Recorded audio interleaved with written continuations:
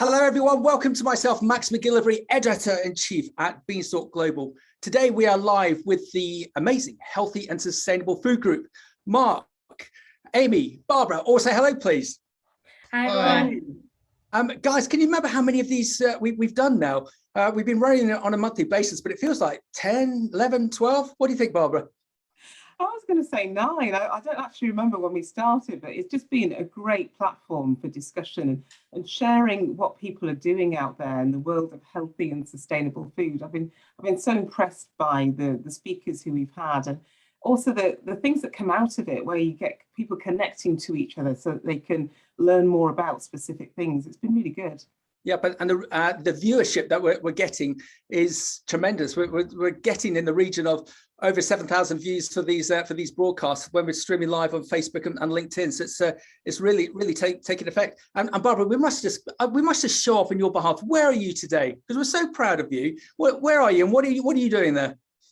I'm in sunny Belfast, and I had no idea how much light and how much brightness there is in Belfast. So I arrived here about 3 weeks ago to start a PhD in nutrition. So for the next 4 years, I'm going to be studying what's called the Healthy Aging Diet Study and looking at how we can improve the lot of people over 65. So what tools can we put in the toolkit to get people living healthier lives? So without the kind of cognitive and physical issues that we're seeing at the moment. So how can we prevent that by having a healthier diet? Amy, she's a real powerhouse, our Barbara, isn't she? I wish I had the mental intelligence to be anywhere near like Barbara, but Amy, you have. Say that again, sorry. Aren't we impressed with our Barbara? Oh yeah, of course. And Amy, whereabouts are you? Because we didn't ask in the green room. Because it's delightful to hear of your location. Oh no, I'll be disappointing you this time, Max. I'm actually in St Helens. I'm in the UK. Amy's normally in sunny Greece. So welcome to our weather. Yeah, well, actually, it's raining in Greece right now, and it's sunny here. So I think I've made the right decision. Oh, well done. Okay, so let's get on with this. We have got some amazing expert speakers over above our group founders, and we're majoring on the subject today of eco-labeling, what it means for consumers and businesses. Let's just give a bit of a background to the group of healthy and sustainable food, especially for those listening on the podcast. Key industry professionals have come together to form this unique group to constantly examine what would be the results if people from different sectors were to collaborate on solutions to produce healthy, sustainable food ongoing. And the founders are Barbara Bray, MBE of Alio Solutions, Mark Driscoll, Tasting the Future, Jackie Green, Veritas Associates, and Amy Colford, Public Health Nutritionist. And the aim of the group is to improve nutritional quality of food and availability for all socio-economic groups in the UK. They're going to do this by bringing individuals from different sectors together for projects on sustainable nutrition. And our platform, Beanstalk.Global, is proud to host this series of ongoing monthly broadcasts for them. So, eco-labeling, what it means for consumers and business. A new eco score has been piloted by major brands in the UK and Europe. Currently, consumers don't have the information they need to make more sustainable buying choices. Clear labeling on carbon and environmental credentials will help them support the brands and products doing the right thing by our planet. And today we're going to discuss the pros and cons of eco-labeling and what it means for consumers and businesses. And we've got 3 key individuals that we're going to just bring on in a moment. But here I've got a cabbage that got dropped off to us earlier, and it's going to be fascinating to see how we eco-label something like this all the way to a fizzy drink. Mark, do you think it's going to be possible? Do you think eco-labeling is going to work for all of us? Thanks, Max, and lovely to have everyone on today. Yeah, I absolutely do. I think Britons are used to checking traffic light scores to compare the kind of calorie, fat, sugar and salt content of different foods. So it's about time we had a new environmental label to make sure people think about the planet's health too. And certainly there's been a plethora of new eco labels launched recently. Foundation Earth launched a new environment score, or Viro score, that really measures kind of carbon, water usage, water pollution and biodiversity. It's rated on a sliding scale from A plus to G, A plus being great, to G not so good, and food groups like Tesco, Sainsbury's M&S are some of those big names working with Foundation Earth to do that. I think really to inform citizen consumer behaviour, but more importantly, to help suppliers and those brands improve their own sustainability performance. So I see it as a positive thing. Well done, Mark. Just had a WhatsApp. Someone has just was an MD of a large food company. Another label. Here we go. Trying to drive socio-economic behavioural change. Will it work? Question mark. Question mark. We can get into that in a moment. Let's have a meet up with our experts that we gained today, because we've got some fascinating individuals in. Juliane, Tom, Johnathan, could you hop in, please? If you could turn your videos on. So Juliane, let's start with you. Who are you and who are you representing, please, Juliane? Great. So hi, thanks so much for having me. I'm Juliane, Caillouette-Noble. I am the Managing Director of the Sustainable Restaurant Association, which is an organization working with the hospitality sector in primarily the UK, but more increasingly becoming global in our reach, working on sustainability issues across the hospitality sector. Thanks. And I bet you're busy. We are very busy right now, though I would say that it's still one of the most challenging moments that hospitality has ever found themselves in. The last 18 months have been extremely difficult. And then I think coming out of it, though there's an increasing awareness of sustainability and desire to deal with sustainability, there's also a massive staffing crisis happening in our industry. So those two things are kind of competing aims right now. Well done. And your group has got a great reputation for the great work that you do within the sector. So well done. Johnathan, who are you and who are you representing, please? Hi, good afternoon, everybody. I'm Johnathan Sutton. I'm the Group Safety and Environmental Exec for Westfalia Fruit International. So Westfalia Fruit, that for those that don't know us, we're in 14 or 15 countries around the world. We are a vertically integrated producer, mainly avocados, but we do also produce a lot of other fruits, citrus, blueberries, grapes, cherries, mangoes, etc. And yeah, sustainability for us is absolutely critical. We're founded really from the 1930s, 1940s, and our purpose to do good. So it sits right at the heart of everything we do.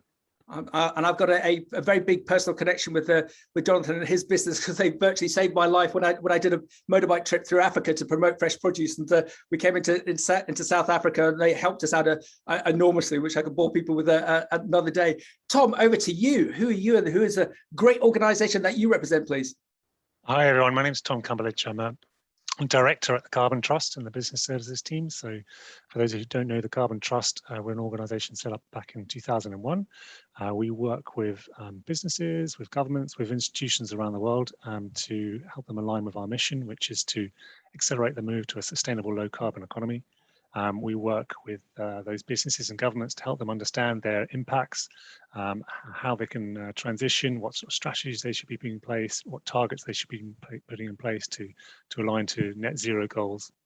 And we also provide assurance, and we also do a lot of work on low carbon technologies as well. So helping to understand what are the sort of key energy systems of the future that we need and how to accelerate the development of those as well. So. Tom, thank you. We did a recent broadcast about the issues that we're all seeing, all encountering in respect of lack of haulage, lack of labour and supply costs. And I had two clients ring me up on the back of that, saying that yes, suppliers, growers need more margin from the retailers, but if they all aimed to be carbon neutral or better, the market would be self-fulfilling. Would point itself in the right direction. Max, you've got to get the Carbon Trust on, because we all need to adopt the Carbon Trust principles. So it's great to have you on, and it's great that there's this movement towards yourself and your colleagues to try and make that change. So let's just do a bit of a deep dive with each of you for 4 or 5 minutes, and then we'll go into a fast-paced Q&A. If you're watching and you've got some questions of any of our experts or any of the group founders, please put them in either via Zoom or via WhatsApp or on the platforms you're watching, and we'll see how we get on from there. Tom, Johnathan, if you could just turn off your video. So Juliane, how did you get into hospitality? What's your background? We have so many graduates that dial in, and they're so inquisitive, and they seem to learn from individuals like yourself and experts like yourself, Johnathan and Tom, to get a bit of guidance as to where they should go within this mercurial world of food. How did you get involved with the food sector? I've got a kind of long and winding road to the food sector in some ways, because my actual education was in education, and so I thought I was going to go into schools and education, and I'm obviously American. And one of the biggest things that really struck me was how can we possibly expect children to learn when children are hungry? And that sort of led me to thinking more and more around the issues, the politics around school food. And this was around the time that Jamie Oliver had done Food Revolution in the US, kind of building off of his work that he had done with school dinners in the UK. And I got really ignited by that. I did a postgraduate degree in nutrition and came over to the UK and started working for Jamie on school food campaigning. Wow. And so the start of my time in living in England was 5 years running Jamie Oliver's kind of school food programs and working in food. And then that led to working at the Sustainable Restaurant Association and actually realizing that restaurants have are in such a unique position to do so much good for a lot of the challenges that we're facing, not just because restaurants and the hospitality industry as a whole is quite a impactful sector. We are, we use a lot of resources. We emit a lot of carbon and other things. We're an extractive sector by nature because we take, and serve food. Yeah. And we're also a sector that has a lot of, is at the core of a lot of social issues around pay and employment and all sorts of things. So it was sort of an interesting transition to go from school food into restaurants, and realizing that restaurants, when they get it right, not only are doing immense good for their own kind of business, but they also are kind of cultural markers in the same way that Jamie is kind of a cultural icon for his campaigning. Restaurants can really be something that changes behavior outside of the restaurant. Well done. And through this, these, let's just call it these dreadful 2 years that we've been through, and everything that your sector has gone through, I'm an optimist. Do you think there's going to be a very big positive for your sector when we eventually get back to normality? Yeah, I'm definitely an optimist as well, and have been having conversations lately, with a lot of trade media in particular that are kind of have been poking me a bit on why do I sound so hopeful. And I actually do think that a lot of hospitality comes out of creative moments come out of the biggest challenges that we're facing. Yeah. And that's when I think you see the biggest kind of shifts, revolutions, changes in hospitality. And I think we needed to shift as an industry to be fit for purpose for the next kind of stage. We need to start taking the environment seriously. We need to start recognizing that climate change is an existential risk to the sector, and so to act like not just that this is good to make you feel good to do the right thing environmentally, but also it's good business. We need to transform the way that things are done within the sector in order for it to survive. And I think that the consumer, the diner, is more malleable right now than ever before. Yeah, well said.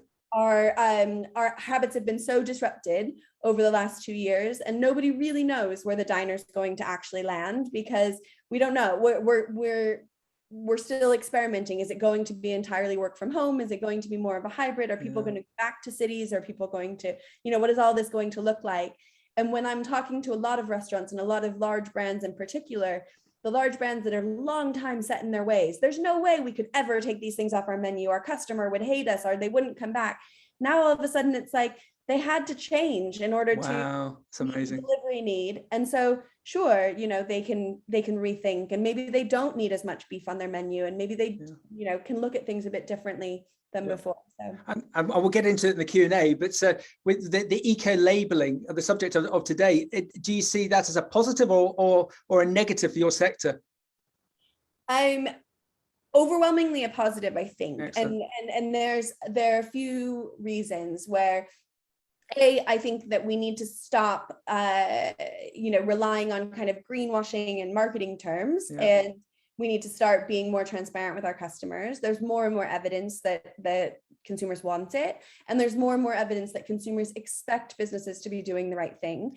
And so the wool is really pulled over their eyes when there are claims that are not backed up. So I think transparent systems, things like the eco score that were being talked about, the work that we do, we have a rating for restaurants, so that there are, clarity in definition of terms, and that you are all kind of using the same playing field. Now, the flip side of that is, I do think it's yet to be seen. We've got to get it right in terms of how customers understand things. There's such mixed bag of evidence in terms of nutrition, calorie labeling. And I know it's something that we've just had another kind of legal push towards more calorie labeling, but actually there's not a lot of strong evidence that calorie labeling encourages people to do the right thing, or to eat fewer calories when they dine out. Now, I think eco scores are different from that, because calorie labeling, the truth is, majority of people don't actually understand calories. Those numbers mean nothing. And I think when it comes to eco scores, we need to be really conscious that we're not just like flipping a carbon number onto a menu, because there's no context for that. I don't know. Is that good? Is that bad? What does that mean? Okay. And I think we need to be guiding the consumer. I think, I like the A+ to Gs. I like the traffic lights, that sort of stuff that helps people make better decisions. Well done, Johnathan. Can you come in? Juliane, just on one point, collaborations. If you look at, there's been a recent press release. If you call it a collaboration, that Johnathan's business has just been accredited with some of the key carbon trust elements that they've worked really hard to work at. With your group, do you think there's collaborations to be had with the likes of Johnathan's business? Johnathan's business is one of the largest growers, as he mentioned in the introduction, of avocados and other fruit. Do you think there would be collaborations to be had within the supply chain on the basis that 6 out of 10 kids in the UK don't know where fruit and veg comes from, to be able to collaborate with some of these amazing fresh produce and fresh food suppliers like Johnathan and his colleagues? Do you think there would be a good link to be had there? Absolutely. I think there's all sorts of collaborations to be had. I think that, I think that's the way forward to getting out of some of these challenges. I think realizing that you can't just put everything in its own bin, even when it comes to issues facing nutrition or staffing or whatever, supply chain, all of these things, they're actually interwoven. And the more that you, realize that and work with partnership to solve that, the better. The one thing I would say is that, particularly with restaurants right now, I think supply chain collaboration is going to be essential, because as people start looking at decarbonizing their business and looking at setting a net zero strategy, there are all of those pesky, scope 3 emissions that fall out, that a restaurant needs to start looking at solutions for. And that means collaborating with their supply chain and their growers and looking at how do they work together to decarbonize throughout, from farm to plate. Juliane, fantastic. Can you turn off your video, and we'll bring you back in for the Q&A. Johnathan, that'd be a really interesting collaboration, wouldn't it? With the likes of the Sustainable Restaurant Association and other such groups, do you think? Absolutely, Max. I think the opportunity to collaborate is huge. We're doing all of this work at farm level and all the way through to our packing houses. So the scope 1, the scope 2, definitely.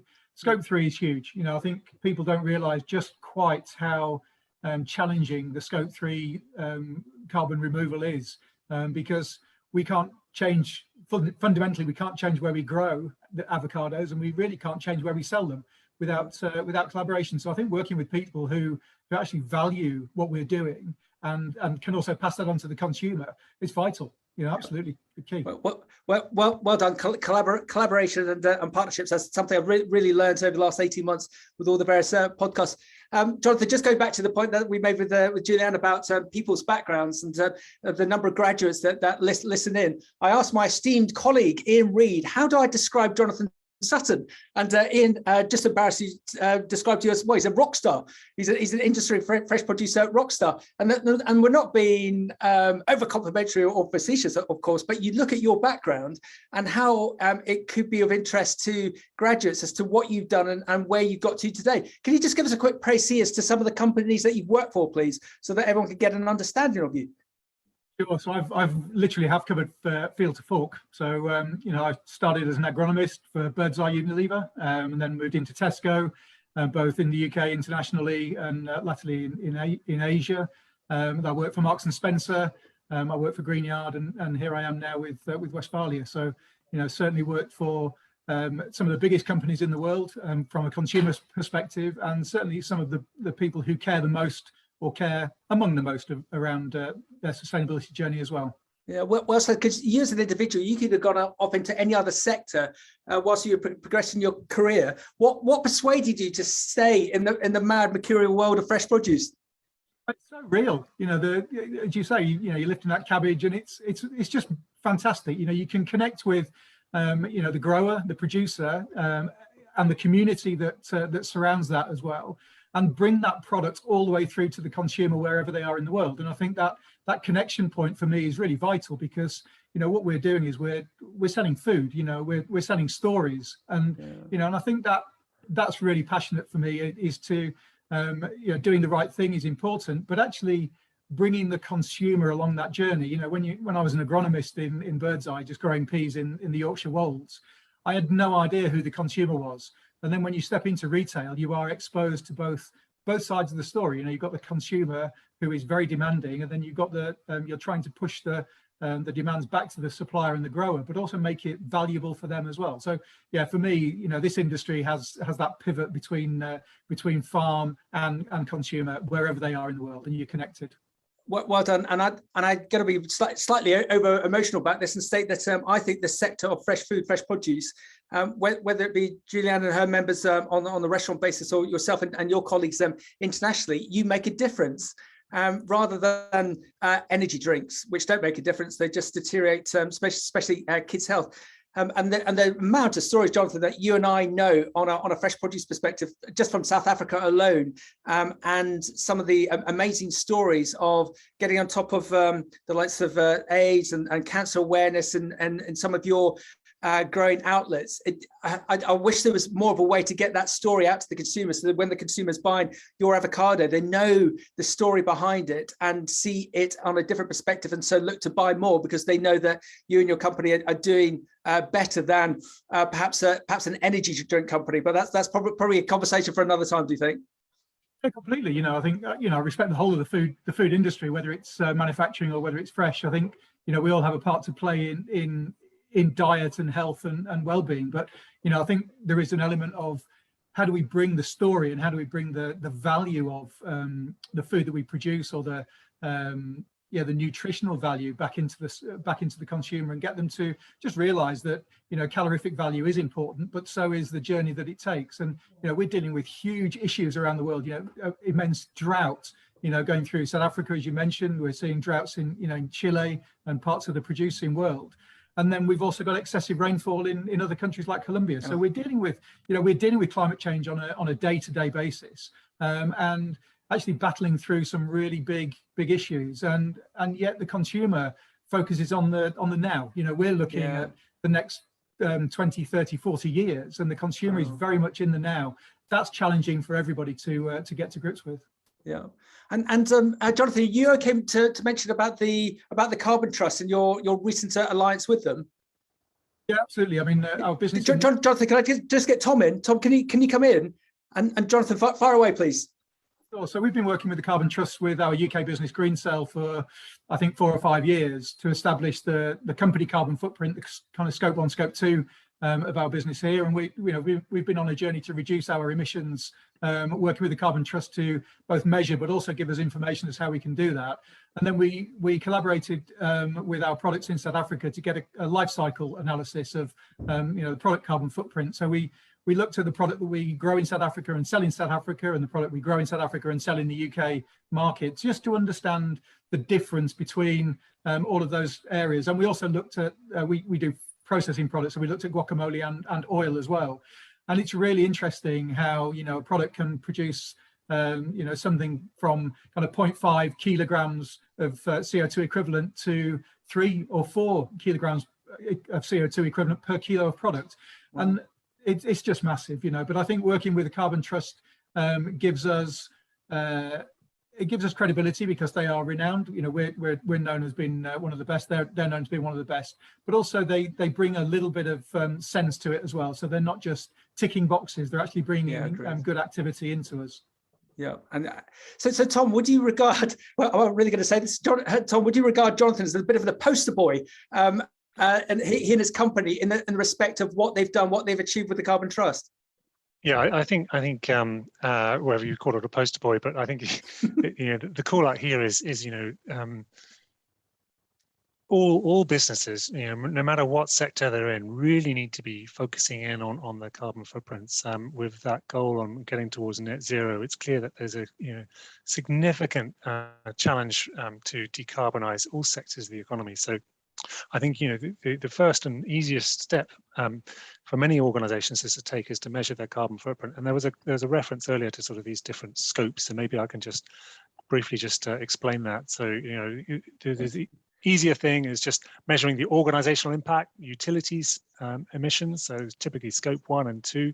These are the easy things to do, but the real challenging thing is getting into what's referred to as scope 3, and that's essentially all the upstream emissions associated with the supply chain, the raw materials, the movement of logistics of your products, the packaging, etc., all the way through to end of life. So how does that break down, and what about the impact of food waste? What about the impact of the packaging and end of life of the products as well? So the importance is that, you know, this scope 3, this broader impact beyond the 4 walls of an operations of a business, typically represents 60 to 90% of the impact. So, you know, the real impact is in these supply chains. It's in the raw materials. It's in the packaging. It's in the logistics, and particularly the fresh produce sector. Then you know, it's really important that we make the focus across the full value chain and not just on the operational piece, which is what Westfalia has done.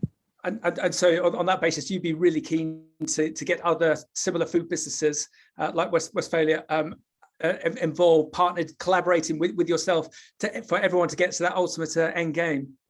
Yeah, it has to be. I mean, the key thing here as well is, the topic we're discussing today is around obviously eco labels and putting a label on products to help inform decisions, which is fantastic. You know, any organization that's sort of in that space to try and improve consumer awareness is great, because we need all the contextual analysis we can throw at this.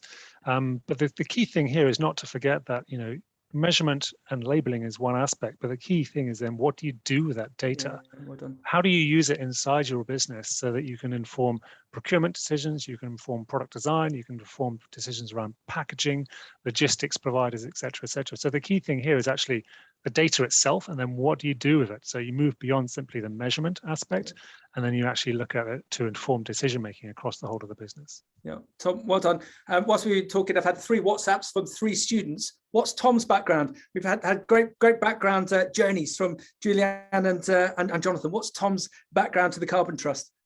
A background before the Carbon Trust was a bit of a meander to get here.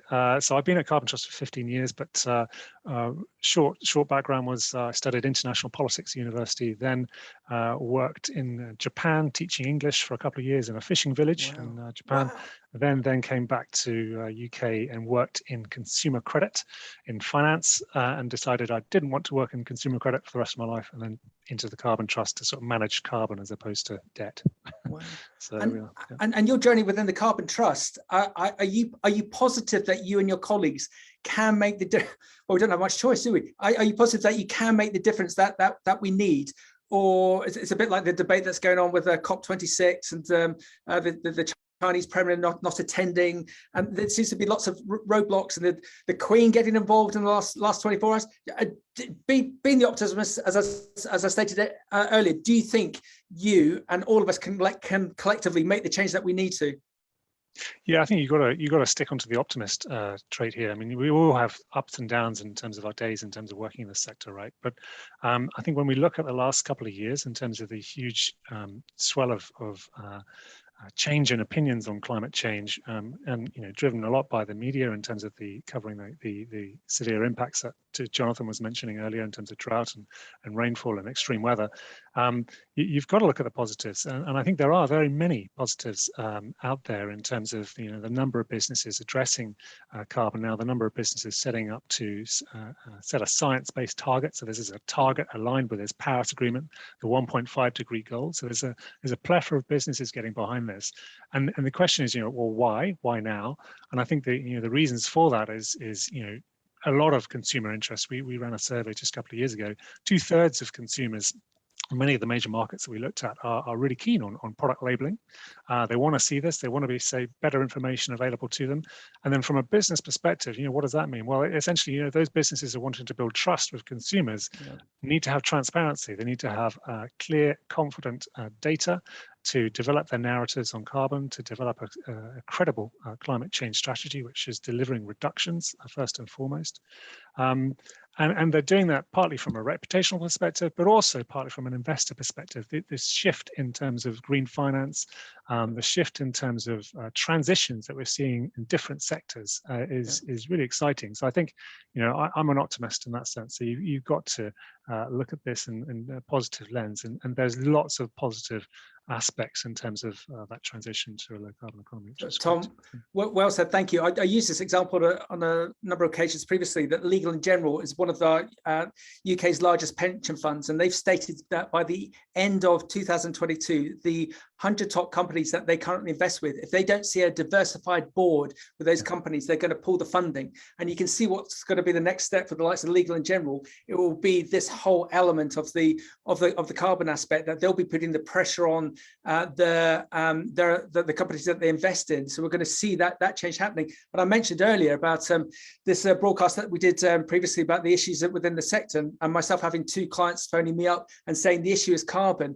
5 years ago, I would have never have assumed that those sorts of individuals would ever have made such a statement such as that. So there's definitely a momentum happening, and the more people that get behind it and the Carbon Trust, Tom, I think we're going to be in a good place. So Tom, let's get everyone back in. And Barbara, if it's okay, I'm just going to start with yourself with the eco labeling. Barbara, do you think is it going to overly confuse the consumer? Have we got enough of these accreditation labeling systems all out there? Is this just a step too far, Barbara? I think the honest answer is we don't actually know yet. So when you look at what's out there in the marketplace at the moment, for example, if you take Foundation Earth, it's currently a trial. And it's not just a trial on the metrics, whether it's biodiversity, water scarcity, carbon, what have you. It's also a trial on how people are going to respond to that. So I think the next few months into next year, into 2022, are going to be quite telling. And I'm really looking forward to seeing the data, assuming they're going to share it in the public domain, about how people have reacted to it, and about how retailers have been able to get product, and see whether there has been a difference between those that have been labelled up and those that haven't. And Mark, you seem quite confident in our green room and our preamble that this will make a seismic change. Are you in agreement with Barbara? Yeah, and these are a trial, so it will be great to see the kind of consumer insights and the lessons learned from those businesses involved. I think the most important aspect here, as other speakers have rightly said, this is about trust and transparency in our food systems with regards to how and where we grow our foods. And I think sustainability from a labelling perspective is a missing part of that story. We're talking about environmental labelling here. Obviously, that includes carbon, but we should consider the kind of biodiversity, water, and other social aspects of sustainability. So kind of welfare standards, living wage, a whole bunch of other issues that need to be considered. But I think it's the first step, and an important first step. And we can't act without measuring the impact of our actions. And this is the first step in changing not just citizen behaviours, but the behaviours and getting businesses to think about how to address those Scope 3 emissions. I love it when Mark says citizens behaviors. I can't even say. I love that. Love your expression. I prefer citizens to consumers. I talk about citizens rather than consumers, because citizens should be active engagers within the food systems, not just recipients of food.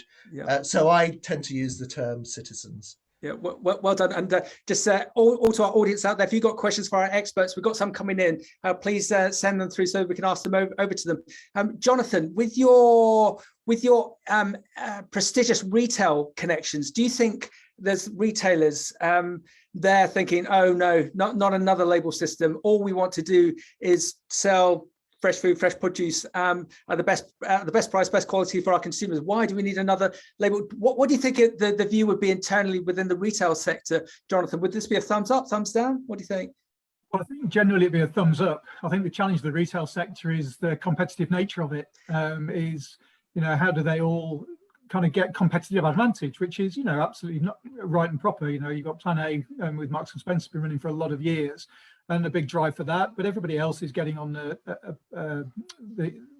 bandwagon, but getting on the journey really as to decarbonize the businesses. So I think the competitive nature will be their challenge. Actually, is nutrition's very easy, but even so, they had challenges in the traffic lights. Which ones do they use?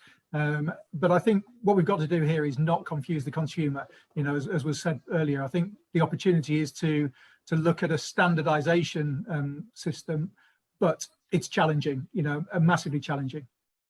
And Johnathan, we run a monthly broadcast for Women in Food and Farming with Christine Takon, CBE chair, current chair of Red Tract and previous grocery code adjudicator for the UK. And we talked to her about live, so I'm sure she'll be happy for me to discuss it now, about the recent takeover of Morrison's, and her concern was that it's just going to be debt laden, a bit like the Asda takeover, and those investors are will just want to see margin return. So anything that's not adding value potentially is not going to be promoted or pushed. Do you think, Johnathan, that's going to be an issue within the retail sector, as you say that it's very competitive, and anything that doesn't make money is going to get overlooked, or is just going to be kicked into the long grass? I think this is slightly more neutral, really, because I think the suppliers will take the initiatives, because we've got to decarbonize our own industries anyway. So it's actually, we're going to do it, whether the retailer wants it or doesn't want it.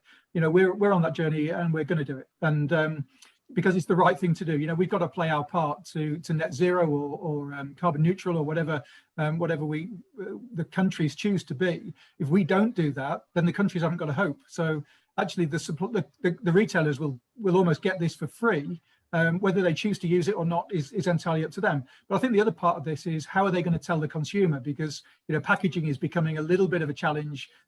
Space on packaging or space on menus in the hospitality sector is, people aren't really reading packaging, and we're going to get rid of a lot of packaging anyway because it's unnecessary. So I think the consumer will have to go somewhere else to find this information. So whether it's on our websites or generic websites like Red Tractor, etc., I think that's where the consumer is going to go somewhere else, and therefore it becomes non-competitive in this space, because whether you buy it in Aldi or Lidl or Asda or wherever, the data is the same. So I've got to come back to my cabbage. So do you think we potentially will just have a nice big user-friendly label, an eco label on this type of product, extolling the virtues of its life story? What do you think, more likely to be shelf edge or website. I think there'll be nothing on the package. I think the consumer will have to, or the citizen will have to take ownership of finding that information, and those that choose to will do, and those that choose not to won't. Yeah, Juliane. I jump in just for a second, because I think you brought up some really, really good points there, which is one, that there are a lot of competing issues with this sort of thing. So the fact that we're also driving on a packaging reduction journey, and that's a really important piece of, and then, so you can't pause that journey on reducing packaging because of the consumer information journey. So you've got to manage both of these complex things at the same time, which means thinking differently about how are you going to actually use a label in a context in which we're moving away from over packaging and over adding. We don't want to add a sticker to your fresh produce. That's unnecessary packaging. So I think we need to hold complex ideas in our heads, and to come up with some of these solutions. And then I think the other thing that was interesting that you pointed out around your question around supermarkets and margin and making back profit and things, the same can be said of the hospitality sector right now, in the fact that it's been so decimated on profits over the last 18 months and is really coming to this new post-COVID world and at a great kind of deficit economically. And yet, I almost think that businesses are starting to think about it differently, rather than saying, no, we don't have enough money, sustainability is not adding to our bottom line right now, so we need to put it on pause. And I think actually COVID was an example where you have this idea of a global pandemic that was somewhere very, very, very low on your risk register as a business when you're thinking about the things that are going to happen that are going to put your profits.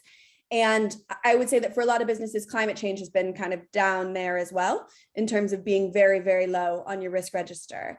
And I think for a lot of the hospitality businesses that we work with, the fact that the global pandemic happened and the squeeze on supply chains and all of this sort of stuff, all of a sudden brought a red flag to some of these things that were at the bottom of your risk register. And you now no longer can say, we don't have the money, doing that thing isn't going to add to our bottom line, because now it's actually not doing that thing is going to be more expensive for us in the long run, because we are going to have a disrupted supply chain, or we are going to, so I do think that there is some different thinking happening right now around, maybe it's not profitable in the short term, but it's way too expensive to not deal with it in the long term. Well said. And Amy, as an expert food nutritionalist, how do we educate the consumer in the respect of eco-labeling to adopt it?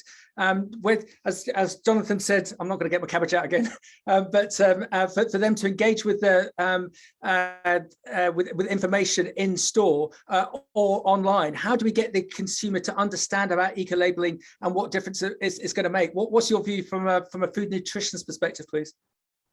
Well, I think that when you look at environmental sustainability for food, it's really complicated. And I mean, everybody here probably has done a lot of research into this and has an idea of the different factors that come into sustainability, but we can't really expect consumers to fully understand that and do all the research. So I think eco-labeling can be a way to kind of bring all of this information together into a single score. So that's the carbon footprint, the biodiversity, the pollution prevention, water use, all of those things. And it can help simplify the process for consumers who want to make more sustainable choices, but they just don't have the time to actually go and do the research themselves.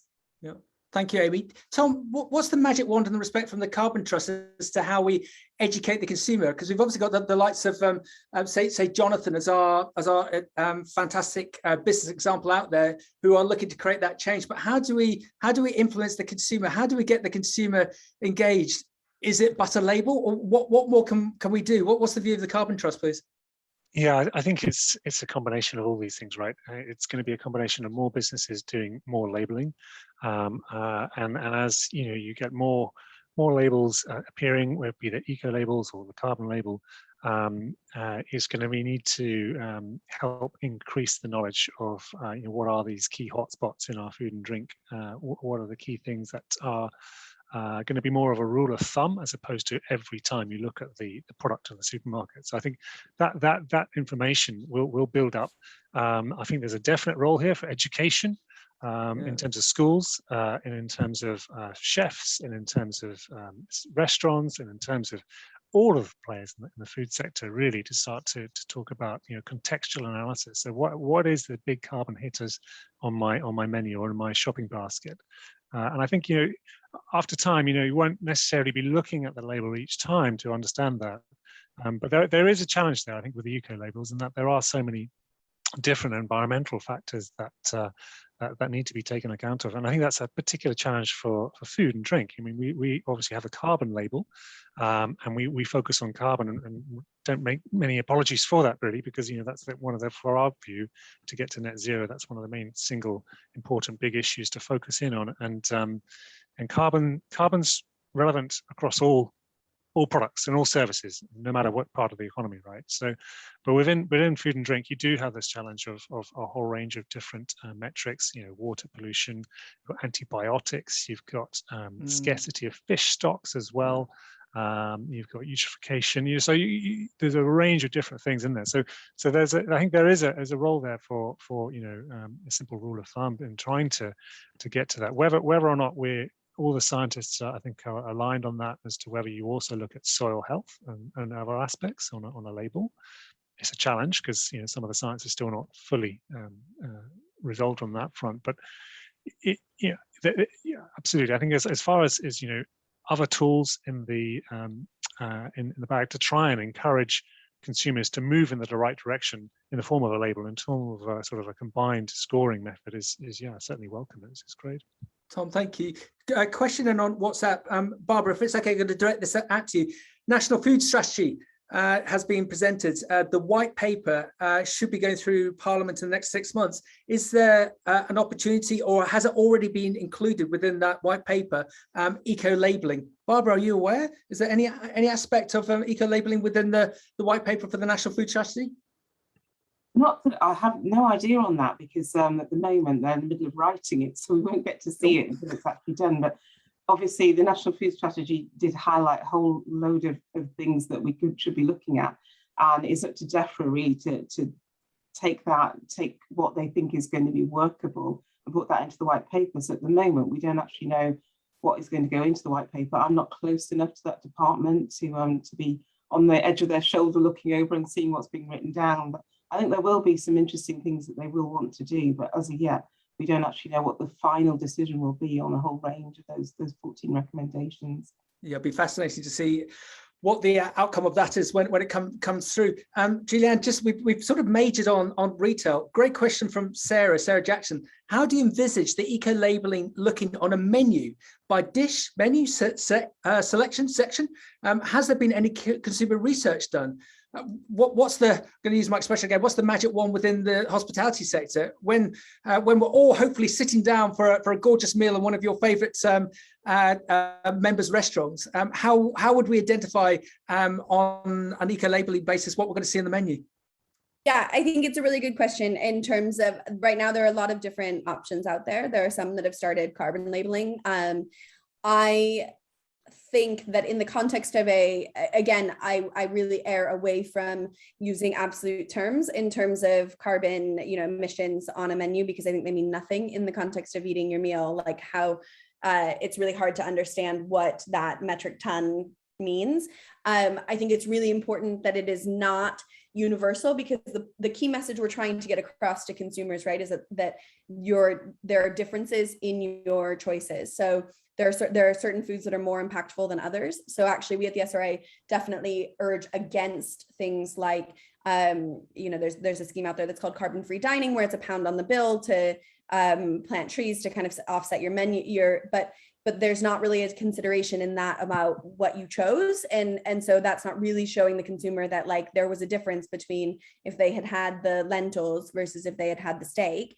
And so we definitely encourage it to be at a dish level. I think those complexities are really, really important when it comes to food. So I appreciate what was said earlier by Tom about the Carbon Trust having a carbon score, but I do think that when it comes to food in a restaurant, we need a more nuanced than just carbon, and I think especially from a restaurant's perspective in making decisions, we're doing it now with a lot of restaurants who are trying to create their path to net zero, and you can get into some poor decision making if the only metric you're looking at is carbon, and because it can lead you towards moving away from the biodiversity, of your menu, and saying, here's, I had a really great conversation with a kind of small chain who was saying that, from a carbon perspective, they would be encouraged to replace their, they've got one red ruminant meat item on their menu that's coming from a small farm with a producer that's, doing all this amazing stuff for the biodiversity of their land. But from a carbon perspective, they would be encouraged to switch that to a jackfruit taco coming from, Vietnam in their supply chain. And there's a lot more complexity to what that looks like if everybody rushes to switch every item on their menu to jackfruit instead of beef, and, or to soya products instead of. So I think we need to be more nuanced. We need to have more factors that we're looking at. the SRA, we obviously look at the restaurant as a whole. So we give a score to the restaurant as a whole. And then that includes things like also looking at the social aspects of the restaurant and how they treat people and engaged. So there's a lot of different options there. And then the final thing I would just add is that the QR code came back during the pandemic. I think everybody was expecting that the QR code was well dead. And it's been really funny to kind of see how much that has re-emerged as part of our consumer behavior in a restaurant. And the thing about that is actually it gives way more real estate to restaurants to tell their stories and to find those opportunities if they, you know, are engaging through a QR code to talk to their consumer about what's on their menu. Yeah, well done. And Johnathan, that comes back to that store example, doesn't it, of having the QR code, as was previously trialed, but didn't get anywhere. I'm sure you've already built this into your marketing to have the QR code on product or in store, so that we can find out about the journey of the avocado. And just go back to Juliane, what she said about counting carbon. Tom, for you, really interesting question from David Burrows. David, thank you. Eco-labeling is potentially powerful, but there's a land grab going on. This week, the Environment Agency and IGD both announced separate projects on environmental metrics with a view to more information to consumers. We also have EcoScore, Foundation Earth, Carbon Trust, Footsteps, Carbon Neutral. Are we in danger of spending more time counting carbon than cutting it? Tom, if that's okay to present that one to you? Yeah, sure. No, I'll try and take that one. Thanks for the question. Yeah, well, from my perspective, I think it's just really exciting because, I mean, we launched the carbon label back in 2007, and that was after some development with the BSI and DEFRA on how to develop the world's first carbon footprint standard. And since then, we've had labeling introduced. We did a project back in 2012, which was looking at personal carbon allowances, which is again sort of providing this context. And I think Mark helped some feedback on that report at that time. The challenge, I think, is how do you use the data to inform decision making? And that's kind of at the heart of what we do at the Carbon Trust is measuring not purely for reporting, but for a driving decision making, be that from a consumer perspective, if you're wanting to inform the consumers about the impact of your products and services, or indeed what you're doing to reduce it. So we'd always encourage, any organization that uses our label specifically is to provide more context to the consumer or to the citizen or to the business around what that means. So what does that footprint mean? What are you actually doing about it in terms of reduction measures, and how can the citizen play their part in terms of using that information as well? So yeah. Tom, thank you. Johnathan, with your business, have you looked to engage with EcoScore, Foundation Earth, Footsteps, Carbon Neutral, or are you just happy with your alliance with Carbon Trust? What's the view within your business? Yeah, we've looked at a lot of them. We've certainly spoken to the eco labels that are coming through, really, because we're driven by consumers. So retailers are our bread and butter in the UK, particularly. So if the UK retailers are going to go down a track, we need to follow that track as well. So we've spoken to them. The Foundation Earth label is really interesting because, as somebody else mentioned, it's got balance. It's not just about one thing. It's about a lot, particularly on water as well, which is a key ingredient. So yeah, we've talked to them. We'll watch it with interest. Yeah, and it's interesting to see what's happened with Tesco's and Leaf in the last, whenever that was, Johnathan, last 10 days, 2 weeks, that there does seem to be this movement towards the best system out there that has been proven. An example of Leaf, and you look at the Carbon Trust, you look at your alliance that you've got with them. Mark, what's your view of David's question, please? So yeah, I think it's really interesting, and I think the Foundation Earth scheme has potential because it combines a number of different aspects of environmental sustainability. I just kind of want to make a point, I suppose, that particularly post-COVID, many shoppers are now increasingly going online. We've talked a lot about labeling. We know a lot of people are, we've got to increasingly reduce packaging, and therefore there's going to be less space on whatever limited packaging there is to communicate the information.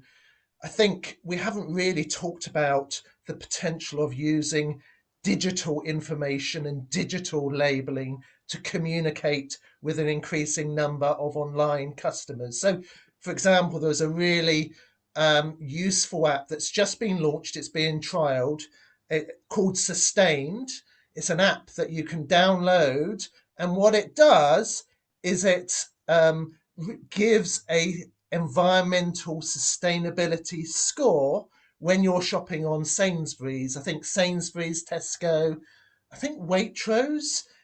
Automatically, this app comes up and gives a sustainability score, and it's very linked to citizen values. So different citizens have different values. Some people are more concerned about climate or animal welfare. Some are more concerned about health and nutrition. So it's aiming at tapping into citizen values and their own concerns.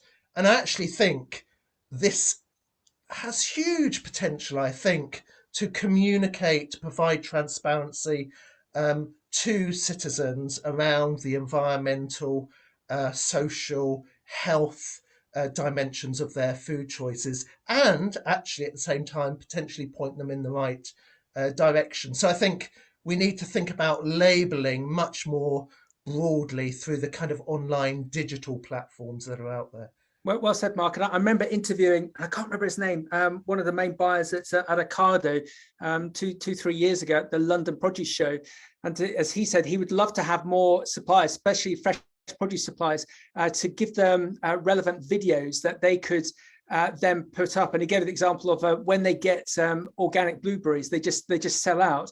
And if they could have a video from that supplier as to the journey of that, they felt that that would engage the consumer even more so. But they were having difficulty 3 years ago persuading the supplier to actually invest in doing that marketing, that video.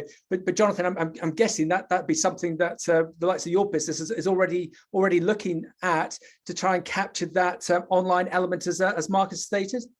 Yeah, absolutely. You know, the information to connect the consumer to the producer is absolutely vital. So, you know, however we do that online on our own portals or using forums and platforms like this, to be fair, you know, I think the more messages that get out there, the better informed consumers are going to be.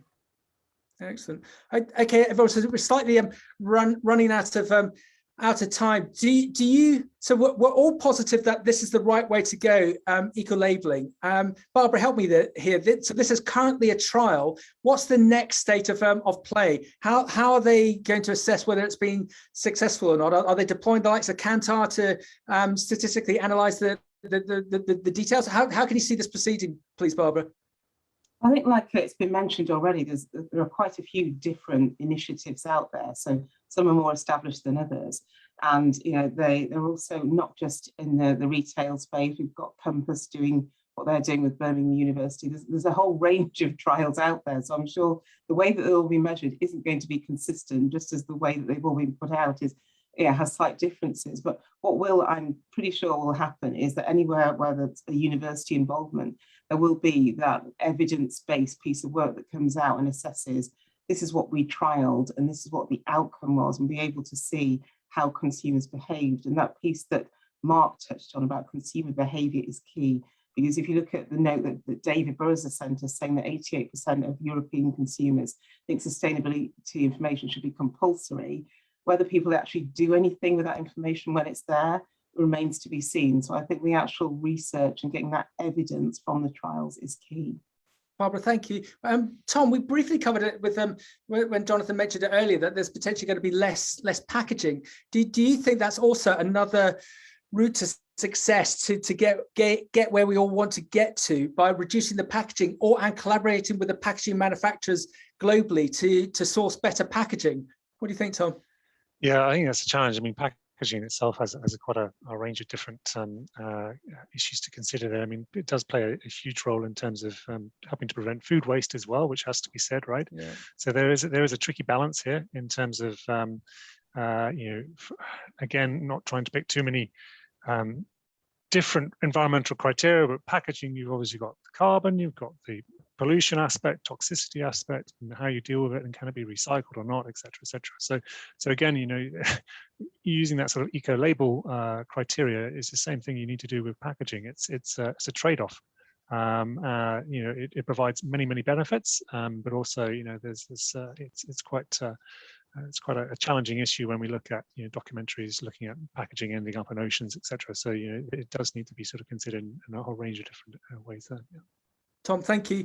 Okay, everyone, I'm going to get my crystal ball out, be my cabbage, and I'd all like you to look into it and make a prediction as to what we're going to see 3, 4, 5 years out in the respect of eco-labeling, and if it's going to make a change, whether it be in the retail or the restaurant sector. Juliane, let's start with yourself. Where do you see this going? Where do you think this will be 3 years, 5 years out, the whole area of eco-labeling, please? I think we're going to start seeing, in 5 years out, we'll start seeing eco-labeling more compulsory in the line for large businesses in the way that you see calorie labeling for the largest food businesses. And I agree with all of the things that were said before, which is that I don't actually think that we'll start needing to label every individual product, but we need to start teaching the kind of general gist. So I don't actually think we need to always know every single cabbage. We just need to understand the difference between fresh produce and processed foods and meat and dairy and all that sort of stuff. So I think that'll be, I think large food businesses will start doing this, and it'll become more compulsory over time. I think the other key thing is that we'll start seeing slimmer menus as a trend, and moving towards a little bit less of this idea that restaurants need to be serving all things all the time, and more towards a slimmer set of choices in a positive way, I think. There's some fantastic points there. Amy, what's your view looking into our crystal ball cabbage? Well, I don't know whether this is realistic for 3 to 5 years time, but I can't remember who said it now about the QR codes, but I have this vision now of sort of digital supermarkets where everyone can go around and scan each item and get not only the information about sustainability, but also nutrition and health information as well, so they can make their own decision. And the same thing would work for restaurants as well. And they've already been trialing the labeling in workplace canteens and things like that. So I think that kind of system could be something that could be used across the board. So yeah, I don't know whether 5 years is realistic, but looking to the future, I think it's definitely feasible. So Amy, thank you. Johnathan, looking into your crystal ball avocado, where do you see this this subject, this area being about 3 to 5 years out? I think a lot more companies will start to measure and therefore understand where they are today and where they need to be going forward. So definitely that'll take place. And I think because of that, more information will just be available on whether it's on product or in stores or websites, QR codes, etc. But I think in probably more likely 5 years, we'll start to see a lot more labeling in store or on packaging. But I think also that journey, the consumer or the citizen will also be on a journey to understand it a little bit more for themselves. They have to play a part in this because they are part of the supply chain.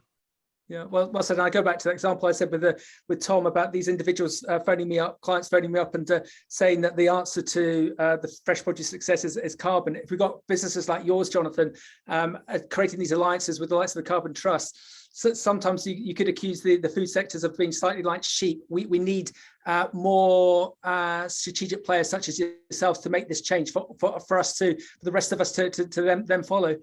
Tom, looking into my crystal ball cabbage, what would you like to see? Yeah, there are going to be lots more labels, I think, and more companies like Westfalia picking this up. I think there's also key theme here in terms of the use of this data. So there's going to be more data. There's going to be more AI to be able to collect this information more efficiently. The costs will come down. And how will that data be used? I think they'll be used to sort of help citizens, businesses make more informed decisions. But also I think there's going to be a key theme in terms of, well, that was your footprint 3 years ago. What's changed since then? How are you tracking your reductions against the measurement you've taken 3 years ago? And have you actually made any progress? And are you on track to this net zero goal? So I think the measurement and the labeling, yes.